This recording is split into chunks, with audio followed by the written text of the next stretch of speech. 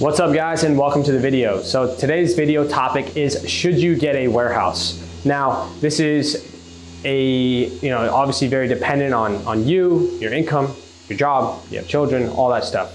I'll tell you my experience and then you guys can base your answer on this. Okay, so if I could tent from my house or from my car over having a physical location, I 100% would. Is it something that you can do long-term? I don't think so. Are there people that do it? Yes. My neighborhood, people would call the police pretty quickly. So you have to be aware of that as well. Are you living in an HOA? Are you living in a nice neighborhood where people don't care? Do you want people at your house? Could you do it in the beginning? Yes, 100%. Maybe a year, 2 years, you're doing it on the side, doing it at your house, perfectly fine. But long-term, you do need a physical location. If you can do mobile and you can master mobile and you can get comfortable with mobile, mobile's the best, because I'll tell you, my warehouse lease here is $1,500 times 12 months. That's $18,000 a year. $18,000 a year times 3 years, times 4 years, times 5 years, a lot of money.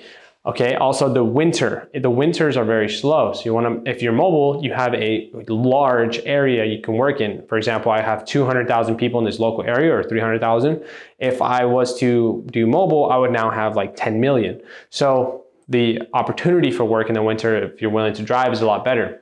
However, the risk of driving, you can crash, you can be tired, you can fall asleep while driving.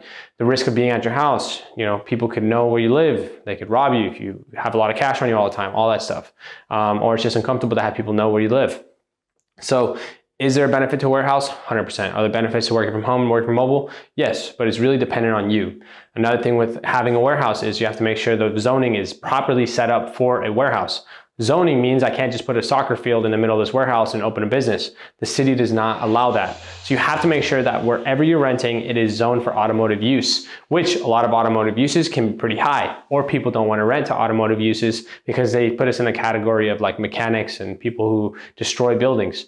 So you have to really be on the eye for a good warehouse, good affordable rent, and you want to make sure you have, before I get a warehouse, I would make sure I have at least 3 years of the rent before getting that warehouse. I think that's a pretty logical step, because when the winters are slow, they're extremely slow.